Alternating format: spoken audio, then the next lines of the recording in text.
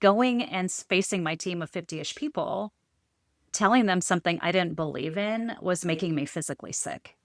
And it was just time to go. I had started building my business on the side, a coaching business, for 4 years, and had never intended to make that my full-time job. I had always intended that it was going to be fun. It was something I loved doing, coaching women, sometimes college students, occasionally a man that's like, hey, I really need help with this thing. It was the thing that I did so that it wasn't all about politics and other people's way of doing things. And I thought, I'm just going to build it.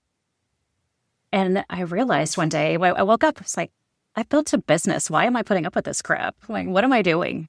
And I told my husband, I said, I'm going to give notice in March of 2020 after my stock options vest and I get my bonus. I know you're laughing because we all know what happened in March of 2020. I was like, really? Yeah. What happens when you've been doing the work above your title for years, and the thing that finally cracks you open is the realization that you've already built your way out? Tabatha Jones answers that question, and she does it in a way that might make you look at what you've been explaining away for a lot longer than you realized. This is the Your Next Success podcast, and I am your host, Dr. Carolyn Sengel. I am a life-first career coach and strategist on a mission to normalize questioning your career, because I believe each of us is made on purpose for a purpose only we can fulfill. The longer we live out of alignment with who we are, what we do best, and why we are here, the more we miss out, and the more the world misses out on what only we can give. The Your Next Success podcast is where we explore how to build a career that truly fuels your life. We talk about self-discovery, smart job search strategies, professional growth, and you will hear stories from people who have navigated big career transitions themselves, so you can create a life-first career and become your own version of authentic success, one that is aligned, meaningful, and truly yours. This conversation is about what it actually looks like to build before you leave, and what your body has been trying to tell you that you've been explaining away as something else entirely. Tabatha Jones invested more than 20 years inside corporate America, rising to executive director at Comcast through 4 mergers and more reorgs than she can count. She learned self-advocacy the hard way, a decade into doing director-level work before she ever asked for the title to match.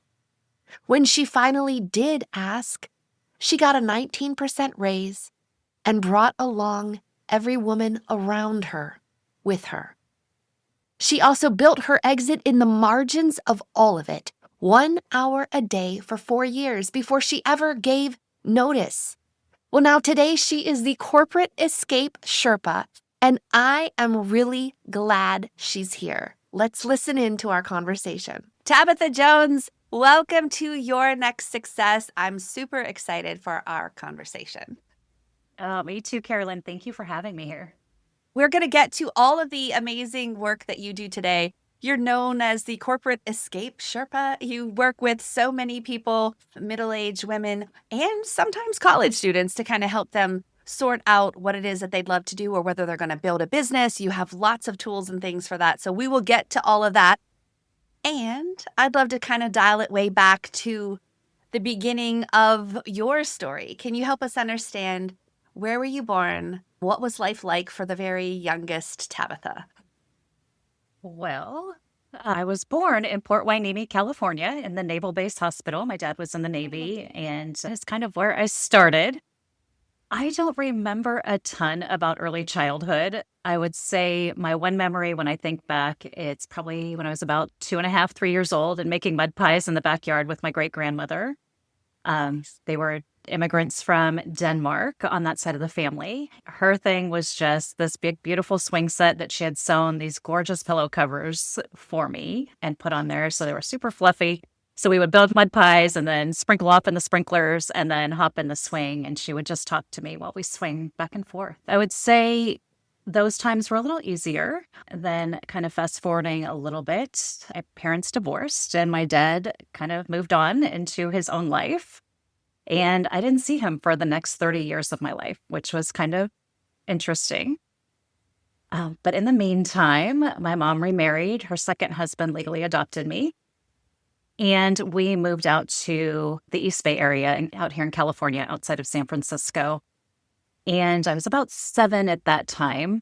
And we moved to a town called Livermore. And everyone thought it was the edge of the world. Like nobody lived there. It's a farming community. There's nothing there. But it was also the beginning of a huge construction boom and growth. So I grew up mostly in Livermore from 7 to 18. Oh, wow. So most of my memories are there. Did you end up having siblings as well? I did. So my mom and her second husband had a brother and sister for me, actually sister and brother, if we go in the right order. So I have my middle siblings. They actually divorced when I was about 12. She remarried and had my baby sister, who is my favorite human on earth. So yes, such a good, interesting family story, I guess. In that, you learned you could make some significant changes and still end up having a happy chapter. And maybe it wasn't the forever chapter, but it's still, I think it speaks a lot to resilience, to change, to kind of starting over, building new, and being open to new relationships and love however it comes. Yeah. Could be a both and world, right? So Absolutely. now, do you recall, were there any particular activities inside or outside of school that you enjoyed more than others? Oof. I was probably a little bit of a nerd. I didn't have a real solid friend group. I hung out with all different people all through school. I tend to get along with almost anybody. I love people. I love learning from people. Anyone who is a different religion or different ethnicity, I just want to know more. I'm like a sponge when it comes to those types of things. And I would say class-wise, I always loved anything that had to do with reading or history, English. Math and science were never my jam. There's parts of science that I love. I love money, but math and numbers are not really my thing. So those weren't my high points. And then I would say outside of school, I wasn't really the sports kid. I tended to do more reading. For an extrovert, I was pretty introverted when I was younger. You know, I liked hanging out and socializing, but I also really cherished my downtime and reading anything I could get my hands on. I might have been called mouthy by my mom, so I spent a lot of time being on restriction or grounded, I think the kids call it now. Oh my gosh.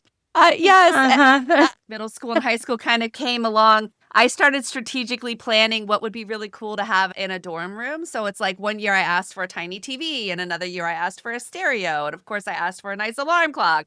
And then as I got mouthier, those things would like slowly get pulled out. Like the regular restriction wasn't enough. It was then now we're taking this and now we're taking that. And one day I said, well, you might as well just take the light bulb too. And they did.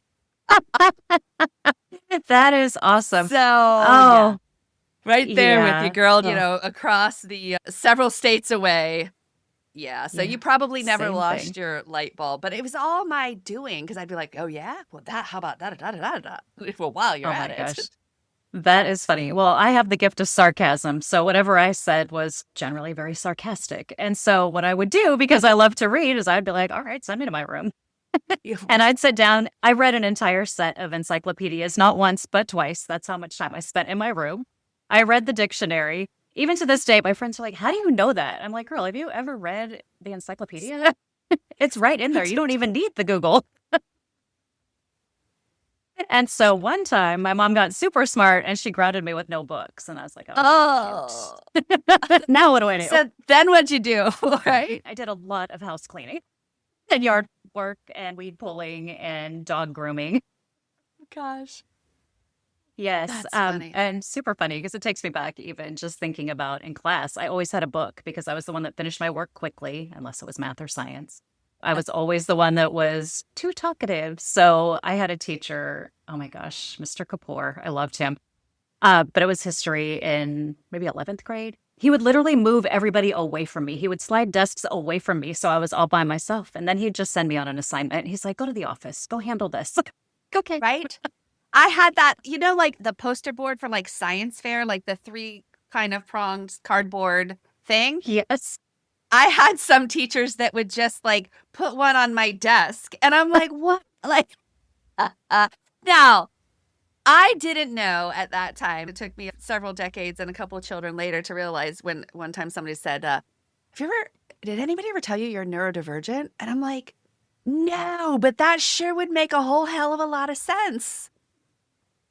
I'm pretty sure. And I was like, oh, interesting. Oh, So now that all these things are coming out, I've thought myself, I'm like, maybe I need to go get checked because I do feel like in some ways, I'm like, yeah, I'm kind of aligned with a lot of what I've been reading. Wasn't in the encyclopedias back then, or I would have self-diagnosed. of course they weren't. And if it was only boys, and they would get some like Ritalin or something, and then that was it. Yeah. But yeah, that's interesting. Okay, funny. See, I knew we were aligned in some ways. I didn't know that we also shared restriction and being slightly isolated in a classroom to not be bothering other people or all the way back. All the way back. I did not enjoy a lot of physical activity. I was not into PE, though I did take badminton my senior year because I needed one more class. Yeah. But I had a teacher in PE and I hated to run. So anytime we had to run, I'd be like, oh, I can't. I got cramps. I just got cramps. They're so bad. The flow. And as soon as you say the flow, men just kind of shut down back then. So I spent most of the time being a TA in PE. And then years later, I find out he was friends with my stepfather. And so my mom's like, oh, yeah, we had this great conversation with Mr. Minkler. And I'm like, how do you know Mr. Minkler? And he's like, well, apparently you had a really bad period problem in high school. I'm like, really? Did I know? I was actually problem solving. Some of that may have been partially true. Other times may have just been, I feel like whatever thing he was trying to do. Why are we running? There's no need to run. Nobody's chasing me. I have said that the exact phrase. Oh my gosh. Okay, so now as it kind of comes towards the end of high school, like how did you decide what you wanted to do next? So end of high school. So I was out at 18, disagreement at home. And so I was out on my own and I had to have a job, of course, which I had gotten a job at AT&T long distance, my first job out of high school. First job that was not babysitting. And it was actually kind of fun working in the call center, having a big girl job, supporting myself. So I did not go to college right away. I took a class here and a class there and just started building my career. So I started moving up a little bit at AT&T. And then, oh my gosh, I got married at 20. I went through a layoff at 20. 20 was kind of a pivotal year. And then I landed at a small company called Faraday, which did credit card embossing and encoding. And to make extra money, I worked 2 jobs there. So I had a job as an account manager. And then at night, I would go work in the embossing and encoding area, embossing and encoding credit cards. Oh, interesting. Now, I know. The owner of the company's like, I don't think we can legally do this. I was like, you can. I won't tell anybody. I want to ask a little bit about the layoff at 20. Did you even know layoffs were a thing? I don't know that I knew layoffs were a thing. And then how was that communicated? What did you do? Did they give any sort of severance like at 20? How'd that go down? Yeah. It wasn't much severance. So there's that. I knew that companies were reorging. I just didn't realize it could happen to anybody like me. And I actually had kind of a cushy job at the time. I had moved into a department that dealt with T1 line emergencies. So basically, if somebody was digging something with a backhoe and they cut through one of the big, giant cable lines, and it took everybody down, I was the emergency response person that was dealing with the calls and letting them know ETAs and checking all that stuff. Well, unless someone was digging up a line with a backhoe, there really wasn't anything to do. So my friend Dawn and I would sit there and we would do crafts at our desk. Like we had our hot glue guns. Awesome. You know, hindsight, I think back, I'm like, well, in hindsight, they probably didn't need us for a really long time. But what happened with that layoff is we were given an option of you can take a relocation package. So you can relocate to St. Louis, Missouri, or I think Atlanta, Georgia was the other option. And I'm in California. I've always been in California. Or you can take a package, and the severance package was maybe 3 or 4 weeks' pay. It wasn't much. And I was like, well, I guess I'll go try St. Louis and see. So the deal was you can go for 2 weeks, get the feel of it, see what you think, and then come back and make your decision. I went, and God love the people in St. Louis. They're very nice people. I am not made for cold weather. And it was cold and snowy. And the security guard's like, you don't have a car? You're going to walk from here? I said, well, they didn't give me a car. I guess I can't rent a car. I got to walk. He said, well, I'm going to watch you walk to the corner. Then I'm going to radio the next security guard to watch for you Aw. out that door. And then I need you to get there and run to your hotel. I'm like, where am I? What is happening? So needless to say, that did not work out. There were a lot of other things that just culturally weren't aligned for me there. And so I came Yeah. back. When I came back, I was told, oh, well, you didn't accept it, so you don't have a job and there's no severance. And I was like, wait, what? So the person who was in Oh. charge of the reorg in our department did not lay out the fine print piece. I had never signed anything. There was no clear discussion. But because I did not accept a job that was offered, I basically was self-terminating. Oh, Yeah. wow. It was wild. You know, it's funny. I haven't thought about it in years, but when I Yeah. think back to it, I was like, I probably could have fought that had I known or had the experience to do it. But anyway, so that just led to the next thing.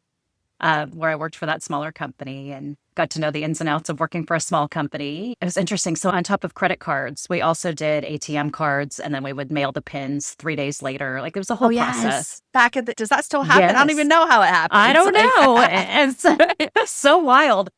And so this happened. Well, somebody was getting the PIN number and the card and stealing them and using them before they ever got to the customer. So the customer's getting their like, where's my stuff? And why is my bank account already being hit by a card I don't have? And that was my first experience with a lie detector test, because the entire company had to do a lie detector to find out Wow. it Who was the person? Wow. Interesting. It ended up being the mail carrier. It was the big milk truck driver that came. They figured out our system that we would mail the cards, and 3 days later the pins would go. So they would pull for the right bank or whatever it was, and they were the ones in the problem. Wow. Wow. Okay. And also you said it around age 20, you had this life change where you got married as well. Yeah, because who wasn't? Who wouldn't? Just, I guess, why not? Did the marriage happen before or after the layoff and the new problem in the lie detector test? It happened before the layoff and before the lie detector. I wish I could have hooked him up to a lie detector, actually, in hindsight. But yes. So he was my boyfriend at 18 when I moved out. It's just the natural thing, right? I'm mature. I'm ready. Let's get married. And what a terrible idea. But I did get a fabulous son out of it when I was 24. So we divorced while I was pregnant. Oh, wow. Yeah. Why? You didn't have to worry about competing parenting styles in those early days. Did not. All right. So now at 24, you also now become a mom. How did that influence your career? What you wanted to do, what you needed to do in that moment? How was that? Oh my gosh. So a lot of things happened in between those years, but I had taken a job at Viacom Cable, which was before Comcast was the big cable company out here. Viacom was the cable company in California. And I was working in the call center, and then I moved to credit and collections, and then I had a baby, and I was like, I'm not going back to work. I'm going to get licensed to do daycare, and I'm going to do daycare, and I'm going to stay home with my baby. Not all of us are cut out for that. Not all of us are saints on earth that can handle OPC, other people's children. No. Right. Nope. It sounds like such a great idea. Oh, so glorious, hanging out with your baby all day. And I was like, God bless the people that do it. I lasted 2 weeks. Thank God I hadn't given notice. So I'm still on maternity leave, had done the whole process, fingerprinting, licensed, had my first kid. And that little cute 2-year-old wiped his runny nose on something. And I was like, ew, kids have germs.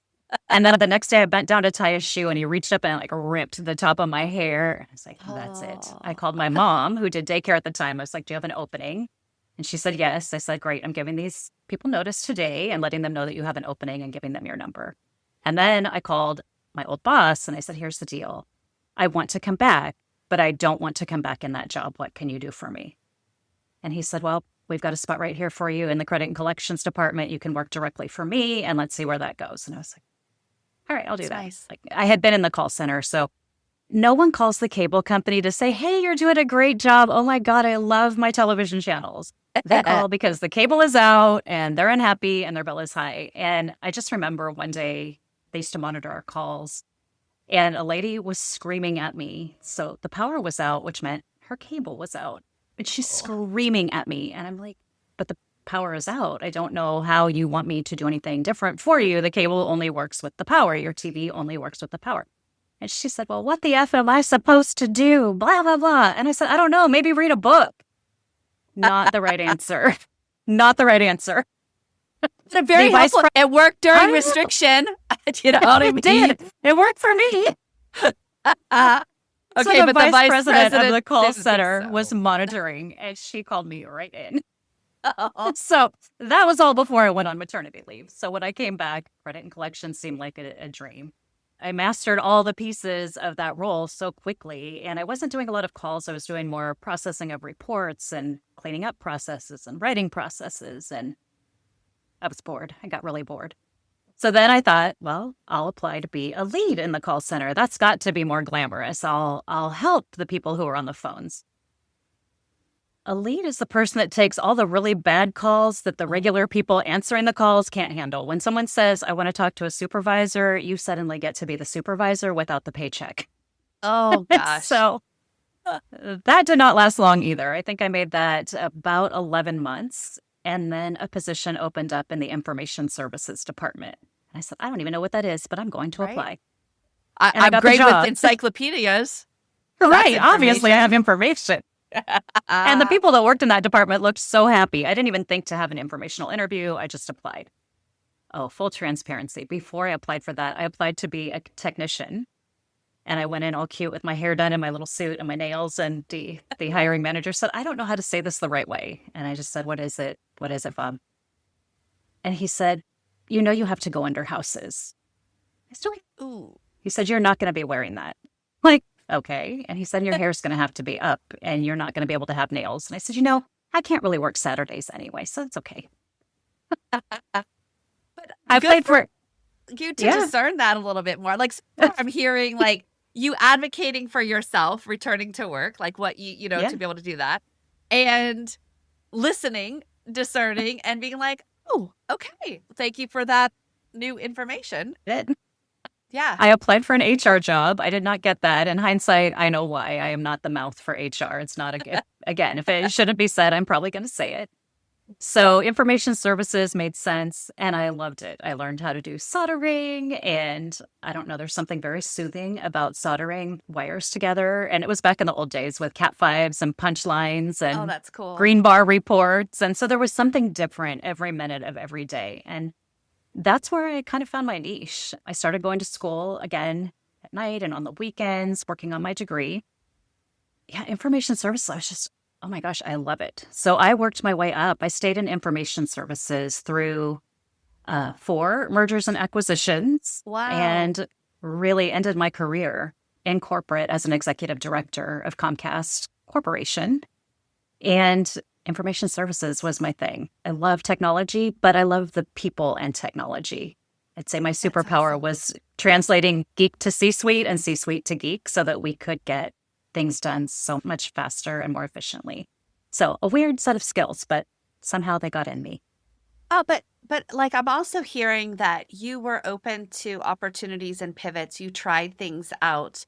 You know, kept seeking, and then you found something that you enjoyed that you didn't even know had existed, and then made a space for that and made a valuable contribution that was absolutely needed to translate that information from those two teams. Like, this was glorious. You got some promotions and new things, and you worked your way up, and so it was kind of awesome until it wasn't. So tell a little bit about that. And then what happens? It's like, wow, look at you progressing up. And then you're going back and you're kind of getting a degree as well. And like, wow, all these things going for you. But then what else started to be happening along the same lines? Great question. I'm going to back up just a teeny bit in the story because I glossed over a really big piece of it. So I was promoted from analyst, information service analyst, to project coordinator to project manager. When I got to project manager, I had a leader who I loved, who understood that I am a square peg that does not fit into any round hole. And she's like, as soon as I stop pushing you, you just go and do the thing that needs to be done. For some reason, you figure things out really quickly. And I said, yeah. Well, she loved me. I loved her. I ended up sitting in that project management role for 10 years. And that 10 years is a big part of my story because I kept thinking, well, if I just take on more work, take on more responsibility, finish my degree, do all these things that eventually someone's going to recognize this and just promote me magically to this great director role that I'm aspiring for. That's not how it works. And so what I learned the as myth of meritocracy, the myth of meritocracy. Nobody's paying attention. And if you're making your boss shine like a beacon, she's not in a hurry to move you along to anything because you're in a great spot for her also. And it's not that she had ill intentions. It just was working. And I never thought to ask, what does it take to get promoted? I just assumed. Yeah. So we went through a reorg because that's what we do in the tech and telecom world. We go through reorgs. And this particular reorg, I was told I needed to reapply for my position. And as I was getting ready to do that, I thought, well, let me see what other positions there are. And I realized that all of the positions needed to be reapplied for. So I looked at the jobs and realized I was already doing more than the manager role, which is a level ahead of me. I was already leading 3 teams of people. I was leading massive projects, responsible for multiple millions of dollars. I had done all of this stuff. And I said, screw it. I'm not applying for my job. I'm applying for that job. So I did. And I went in through the interview process and I was offered the job. I was like, oh, this is awesome. With a 4% pay increase. So 10 years. And that was the day I was like, that's not happening. So I said, no, thank you. And he said, well, what are you going to do? I said, I'm going to leave. I guess this is it. Like, I'm either moving up, over, or out. This isn't working.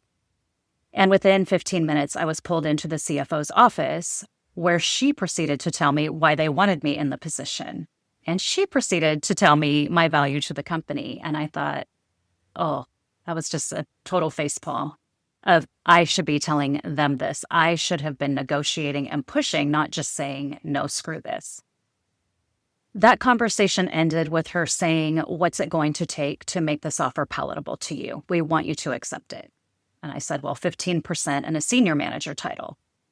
And she said, I assume you mean on top of the 4% we've already offered. And I'm like, obviously, no. Absolutely. Yes. That's exactly what I was thinking. That's a dumb question. But I wonder if maybe in that moment she was trying to help advocate for you because you absolutely didn't know, right? And I wouldn't know. Yeah. And like, should she have done it earlier? Yes. Mm-hmm. Should someone have said, hey, during this reorg, I'm kind of reviewing this, you actually, I want to make sure that you apply for the one that's actually best suited for what you've been doing. Thank you so much for your contributions. So sorry for the oversight. Let's try to make it right now. I mean, that could have been a different thing, right? If everybody wasn't so busy with their own selves to actually think about impact of others. It would have been lovely. But we ended up with the senior manager title, the 19% pay increase, and 11 months later, another reorg. Oh. So this time we're going from a California structure to a division structure, which means my new boss is going to be in Colorado. And the way it was working is there were 7 directors who had to reapply, which was for 4 positions, Once those 4 directors were filled, they would go to the senior manager and manager level and then work into the analyst level. And I was like, well, I'm putting my name in the hat for a director role. If I've learned nothing at all, I have learned I need to advocate better for myself. So I did. I applied for a director role. And as I was hearing other directors say they were interviewing and things were going on, I hadn't received a phone call. I said, well, I guess I'll be calling the hiring manager. So I did. And I just said, Lisa, I'm curious about the status of these positions. I haven't been scheduled for an interview, so I was really looking to get the timing from you. And she said, well, I'm going to be really transparent with you. I have been told that I need to fill these roles with people who already have a director title. So if I don't fill them with one of the 7 people that are already in these roles, I'll be looking outside for other director level people to fill the roles. And I thanked her. I said, I really appreciate your transparency, but let me tell you some things you probably don't know about me because HR wouldn't have this on their records. And I started sharing with her my accomplishments and what I had done to drive the business forward where I was located and all of the things I had really been doing as a project manager. Because in HR, it looked like I had gone from project coordinator to project manager to senior manager. She can't possibly be ready for a director role. Like, I was doing the senior manager role without the title for years. Imagine what your life would be like if your career aligned with who you are, what you do best, and actually fuel the life you want. At Next Success, we support all ages and stages through career transitions, from students exploring majors or careers to job seekers actively searching or reimagining their next move to professionals committed to self-awareness and leadership growth. Stay connected and explore what's possible at nextsuccesscareers.com and follow Next Success Method on LinkedIn, YouTube, Instagram, and Facebook. Yeah. So a few days later, I was flown to Denver, interviewing in front of a panel of 7 vice presidents and senior directors, where I explained to them what the job was that I was applying for, because they were so confused with all of the reorg work that I landed that offer. And so that is just a process that I took going forward from that learning, which then led to the next reorg. Lisa had promoted me to senior director based on accomplishments and things I had done. The next reorg was in 2019, and their thought was we would all just come over as is. And I called the head of the department and I said, I'm looking at this organization chart. My peer, he has a vice president title. I don't. So it feels weird that you want to bring me over as a senior director title. And he said, what do you want? I said, I want a job offer with a promotion in title and pay. And then I need to make a decision as to whether I want to accept that. So I got that. And then opened it up for the other women who were in the same position as me with director or senior director titles coming into a role where they were going to be completely uneven with their peers. Mm. So just saying something, just asking the question and advocating a little for myself opened the door for mostly women in the department to get a better title and a pay increase through that reorg. But it wasn't for me. And that's how we got to where we are. Okay. So you advocated, you asked, you learned to just go ahead and advocate and say the thing out loud, point out inconsistencies, point out things that hadn't been clearly documented or communicated about the contributions that you had made. And then you received that, but then what else started happening that made you realize, thank you, but no thank you? I was not aligned. And it was I had gone from working under the division president who was very transparent and open and clear about what leadership is and how to lead correctly. And, if we're doing something stupid, tell us, don't let us do it. Step into a department that was very much a 1995 style management capacity. And so we're talking not emotionally intelligent, zero, perhaps authoritarian, do what I say, this is how we're doing it, don't wake the waves. What else can we describe for some of our listeners who might not understand a 1995? Might not have been born yet. For sure. Yes. Yes. It is very much, as I say, it is not a put your people first. I am a believer in servant leadership. And I know a lot of people say that, but that is how I live. I believe in helping my leaders be better leaders. I believe in helping our team members do what helps them shine and grow at the same time. And it wasn't like that. I was sitting in a meeting and I'm going, why am I in this meeting? This is an analyst level meeting. We don't know how this piece works. We need the experts. Why is this a room of executive directors and vice presidents making this decision who are going to go back and tell the people who have to implement it, just do it, figure it out. And I know they're going to come and say, these are the complications. We need the experts in the room. And I started pushing back and I started bringing those individuals into meetings so that we had the brains in the room, not just the power, for lack of a better word. And then we had a couple of meetings where I would fly to Philadelphia, which is where our headquarters is. Again, I'm in California, so it's a whole day to get there and a whole day to get back. I would show up in these meetings. We would sit there and have conversations and make decisions. By the time I was back in California with the plane wheels on the ground, I would have a message from my boss at the time saying, well, after you left, we continued the conversation and we shifted the direction.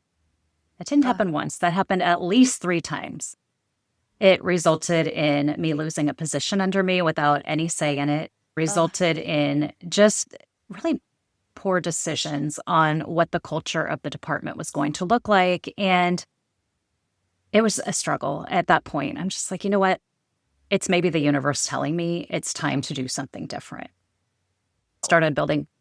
Oh, Go ahead. Sorry, it's not like there's organizational structure changes and struggles. Yeah. I don't know about you, but for me, and now I can say for sure it happened for me. At that time, it seemed like it happened to me. But even though it was like organizational kind of changes, I sure as hell took that personally and had some effects in my own health, relationships, well-being. Did any of that come home and didn't just stay at work as far as some of those struggles that you couldn't really control or affect? Just curious. So much. I was struggling to get out of bed. I was really weighed down. I didn't know. So I started seeing a naturopath, and I didn't know I had Epstein-Barr and Lyme disease. And those came out. The main trigger for both of those is stress. And Epstein-Barr makes you really tired. It's like having mono, if you ever had that in your teens. Yeah. It's like having that as an adult with a lot more weight and a lot less energy. Yeah. And then add on perimenopause, add on, all these things. I was having migraines. I wasn't sleeping. I'm an authentic person. Pretty much, again, if I don't say it, my face does, because I cannot lie. I'm not that person. I say what I believe and what I mean. And going and facing my team of 50-ish people, telling them something I didn't believe in was making me physically sick. And it was just time to go. I had started building my business on the side, a coaching business, for 4 years, and had never intended to make that my full-time job. I had always intended that it was going to be fun. It was something I loved doing, coaching women, sometimes college students, occasionally a man that's like, hey, I really need help with this thing. It was the thing that I did so that it wasn't all about politics and other people's way of doing things. And I thought, I'm just going to build it. And I realized one day, I woke up, it's like, I built a business. Why am I putting up with this crap? Like, what am I doing? And I told my husband, I said, I'm going to give notice in March of 2020 after my stock options vest and I get my bonus. I know you're laughing because we all know what happened in March of 2020. I was like, really? Yeah. Yeah. Really, I really? ended up staying another couple years because of 2020. Yeah. I was trying to wind down and let my commission checks kind of roll all up and in, get the pace setter money for not going. It was supposed to be Hawaii that year. I'm kind of glad we didn't go because the guy who did go to that pace setter trip, it ended up being that week that it was supposed to be like, stop the spread. And then he came back and had no toilet paper. So, and then I stayed another almost 3 years later. Yeah. So, but what had you even start it in the first place? When you're having some of these frustrations and you're like, you know what I'm going to just do? I'm going to make a side hustle. And I think it's going to be coaching. Like, how did that even come into fruition? And then how did you at first start to manage building that back then? That was a fun thing. I was actually at a women's conference. Right. I believe it was 2018. I was sitting at a women's conference down in Southern California, and there's this whisper, why aren't you leading this? And, I'm like, well, get out of here. And then I'm going, well, I can't lead this. I don't have a master's or a PhD. I haven't been all over the world. I haven't done this and this, like naming off their qualifications, right? Not thinking anything about my own qualifications. By the time I left that seminar, it was 2.5 days. That whisper was like a scream. It's like, you have got to figure this out. And I'm like, oof, okay, I'm going to go figure this out. Yeah. So I started looking around, and the next thing I know, I hear from someone who's a business coach. Her name's Dawn. And I thought, well, you know what? Let me reach out to Dawn and see what she's offering and what that looks like. I hired her. I still am in touch with her. Absolutely love her. Helped me lay out the foundation of what this could look like, who I could work with. She would send me people to practice coaching with to see, what do I love? Where's my niche? Who is it that I want to work with? And to your point, having a very busy, high demanding job that could call me at any time of day or night with whatever they needed, that was the hard part. Where do I find time without impacting my family? Where do I find time without impacting my own mental health, but also know that this is filling my cup a bit? Yeah. So I did. Nights, I would work at night. I would work on weekends. And I say work, I use that term very lightly, but a couple of hours here, a couple of hours there. My whole philosophy is that you can build a business while working your day job in an hour a day, just an hour a day of focused time and action. And that's what I did. I was working a lot in the career advancement and job search space. Loved it. Loved weirdly helping people with their resumes, getting them really set and strong in their interviews, whether it was for an internship or a C-level role. And just kind of stayed the course for those couple of years so that when I got to that point, I was like, okay, I don't have to do this. I had paid down my debt. I had built up a running money account. Make sure there's money set aside because business costs money. Yes. But it just was all of those foundational pieces that I was able to do while I still had corporate funding. I think that's so smart to do that for those who are able to stay on a little bit longer and strategically build very intentionally. That could make a much smoother transition for sure. Because as you know, like building a business and as I'm learning, it's for a while there, it seems like a game of compound interest with pennies.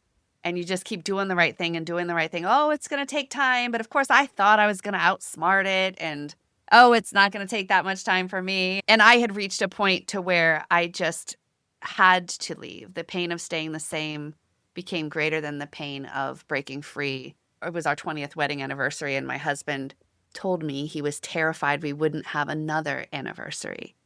Oh. And I thought, oh man, I finally said too much. Like I didn't wash the socks. Oh. And he said, no, your health is deteriorating.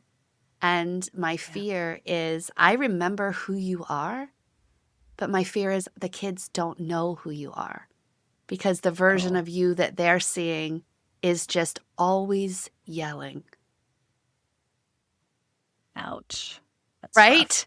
Right. Oh. And he's like, and so I don't care what you do, but this isn't it. Figure it out. You've been talking about leaving for years. Figure that out. Wow. And so I did. And I hadn't connected that the health struggles because I thought, oh, you just get older. Everybody gets high blood pressure. Oh, okay. What's one medicine? Oh, okay. Now, oh, we need two? Oh, now it's three? Oh, interesting. Oh, wow. Okay. Oh, dang. I got an irregular heart rate. Oh, gosh. Oh, that's interesting. I need a cardiac ablation. I'm just getting old. Oh, okay. And I didn't connect that it was related to that stress of the struggle of like wanting things to be different and of course, as women, we want to push through, right? It's like, there's a challenge. I can do it. I can do anything. I can do all that and cut fruit and wake people up and pack lunches. And like, you're not going to tell me I can't do it. Of course I can do it. But after leaving, I'd like to hear about you. After you finally left, what did it feel like? I didn't realize the weight. It's almost like they say I've heard a story where you can put a frog in water and start to boil it and it doesn't jump out. Yeah. If you put a frog in boiling water, it will maybe try to jump, I guess. But like you don't realize the pressure. You don't realize all of that going on around you until you do remove yourself from it. And then it felt like I didn't know I was carrying that weight. What was your experience? And a lot of it, I've had conversations with women who want to leave corporate. Clearly, I talk to them every day, but I reflect back on it and I feel like we wear it as kind of a badge of honor. It's almost like we're bragging about how stressed we are or how we just had a Snickers bar while we were running between meetings and trying to go to the bathroom and hold the Snicker bar between your teeth to like multitask, which is disgusting. I've never done that. It's how it feels. I can see how it could happen. It can happen. And I think about the badge of honor, but the conversations in the break room. Oh, yeah, I've just been meetings all day. I've been up since 4 a.m., blah, blah, blah. And, we're just going, oh, I missed my mammogram appointment because I had to be in this meeting. Or, oh, I missed that thing I wanted to do with my kid. And we talk about it like we're bragging about it because we're taught that that's performance. We're performing. We're doing what needs to be done. And at the end of the day, performing is exhausting. It's exhausting. And when you stop doing it, it feels really weird for a minute. And then you're like, oh, free, doing your thing. I still remember the first day after I left, April 2nd, 2021. The next Monday, I was like, you know what? I'm going to go to Starbucks and then I'm going to go to Target and I'm just going to do all the things that people do during the day. And I get in the drive-thru at Starbucks because who doesn't get in the drive-thru at Starbucks? We're in a hurry. And so I was in the drive-thru and I'm going, why am I in the drive-thru? So I get my coffee that I'd already ordered and I pull around and I park and I sat in front and I physically forced myself to drink my entire coffee before I then got up and leisurely strolled across the parking lot to walk through Target, where I strolled up and down every single aisle, including the baby aisles. I don't have a baby. I am going to take my time, and I'm going to check out every aisle. And it's so ingrained in us from that crazy, busy corporate life to just be on the hamster wheel all the time. There's never an off. Yeah. And then I remember one day I was working in my home office, and I had been talking to a client and then recording some content. And I was like, oh my God, I've got to go to the bathroom. I've been waiting forever. And then I just started laughing. I'm like, I can go anytime I want. There's literally nothing stopping me from walking out of this office, going to the bathroom. And it sounds funny, but we think back to the days of how many times we had to wait because this meeting needed to finish. Couldn't walk out in the middle of it. You know, this deadline had to be hit. And at 4 p.m., you're like, I am going to explode. I got to go. So retraining your brain and rewiring it, it takes time. And we still, 5 years later, I still fall back into some old habits where I'm like, what am I doing? I don't need to sit at a desk for 8 hours. I literally built this business, so I don't have to do that. But it's just that reward system of, oh, well, she's stressed out. She must have enough work. Let's give her a good review. She's carrying all the things. And teaching women how not to do that. So whether I'm coaching someone who's staying in a 9-to-5 or corporate job or someone who's trying to leave, teaching them how to rewire that and start getting better habits and setting better boundaries. You mentioned kids. My son, when he started his business, he told me, he said, I never wanted to go to work for a company. I saw how hard you worked. I saw how many hours a day you were gone, and I saw how stressed out you were all the time. Literally, the side of my hair has finally grown back in. I don't know if I was just pulling it out self-consciously or if it was falling out. I mean, it's just the thing, right? Just make sure it's all good. Yeah. And having different outfits for different meetings because although some of our male counterparts could wear the same freaking thing for a whole week and nobody would notice or care, we would have to wear different stuff, to be presentable. So, that's right.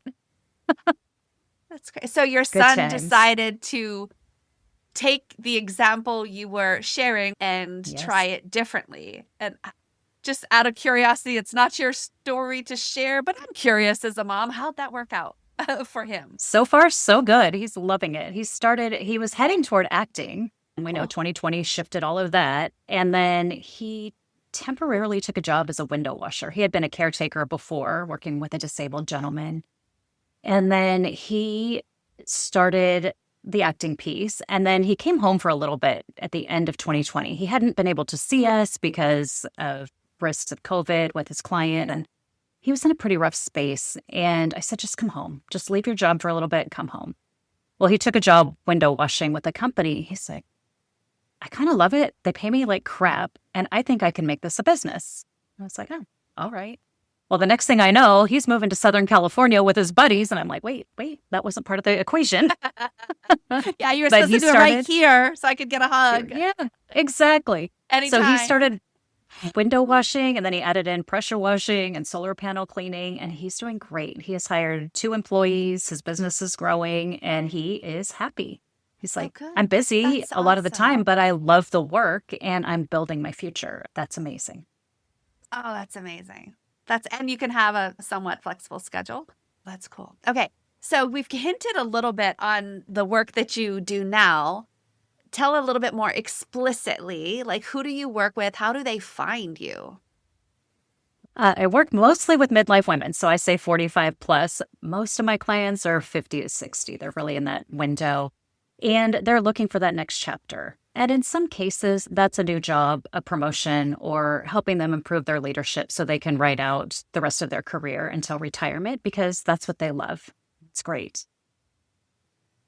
Most of my clients right now, though, are trying to do what I did, which is build a business on the side so that it creates their corporate escape plan. That's what I call it. So really that, not taking the leap, starting to build and lay the foundation, which takes time. You and I both know it takes time to figure out your niche and what you're offering and how you're offering it and what your pricing looks like.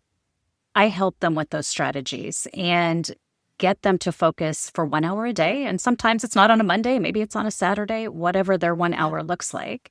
That 1 hour a day of building toward their next chapter so that they're coming at it just eyes wide open, already making money before they give notice, and saving themselves I say a lot of the struggle, but also saving themselves a lot of money. Yeah. At least $50,000 on coaches and trainings and digital thises and paper that's and all the shiny things, right? Because that's how, as a corporate woman, you operate. You know what? I just throw money at it. That'll fix it. It doesn't. It's conversations.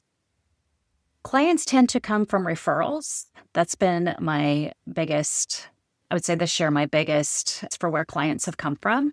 I have some that find me on social media. I am out and about in the community, so having great conversations.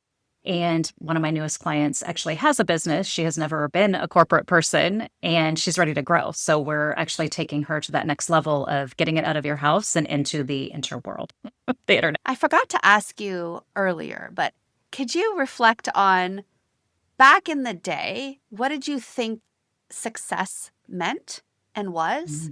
And then now, what do you find is authentic success for you? So I'm imagining that definition may have shifted or grew differently as you grew, but can you clarify that a little bit? Absolutely. That definition really shifted when I was 50, and I thought, I've always wanted to do this thing. What's the regret going to look like if I don't do it?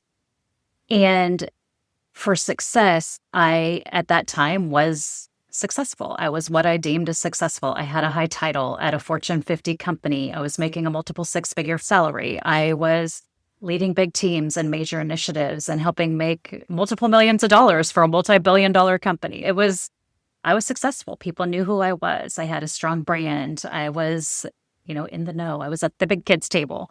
Yeah. So that was really a big piece of success. I had money. I could just go drop, $1,000 at White House Black Market if I wanted to, because who doesn't want to do that on a happy day? As I have matured in this life, I've come to realize that for me, success, financial stability is always going to be important. There's no way around that. But it looks a little different. When I look at success, it's not so much about what's coming in, it's more about what's going out. It's how am I serving people? How am I serving my community? How am I lifting other women? I'm part of a networking group out here, the Polka Dot Powerhouse. Love them. But we have a little love note at the end of each meeting that you can write, and you don't have to, but you can write a love note to another member, a Polka Dot sister, with something. And someone gave me one last week when I was at the meeting, and it said that she appreciates how much I don't just support and talk about my own business, but I lift other women up and promote their businesses. And I was like, that is success. That to me is something I'm very proud of. Get emotional. It feels very different. I always cared about people. I always cared about my employees and my team. But this is different because it's a real impact on women who are truly growing businesses and building things that matter so much to them and their families. That is so beautiful. And that's the thing also, is that we assume a lot of times that people know how much they mean to us or the difference that, how much we appreciate them. Yes. I love that women's group gives space and time to be intentional about saying thank you or helping people to know that. And one little note can carry us so far, right? So much, just hearing that somebody else is seeing it. It's not somebody who I necessarily have gone out of my way to promote. I've shared her things or joined her fundraisers or whatever, but she's watching behind the scenes. And I'm like, oh, that's what matters. That's, that I'm a woman's woman. Like, I will do whatever I can to promote you. That's awesome. Yeah, that was a little shift in the success definition there. I want to thank you so much, Tabatha, for sharing more of the behind the scenes of your story and what kind of built you before you now help others build awesome businesses for their lives, for their families, for your community. Thank you so much for all of the awesome work that you're doing. And thank you for sharing your story on your next success. Thank you, Carolyn. This has been so fun. Thanks for listening to Your Next Success with Dr. Carolyn Sengel. Remember, authentic success is yours to define and includes aligning your career to support the life you want.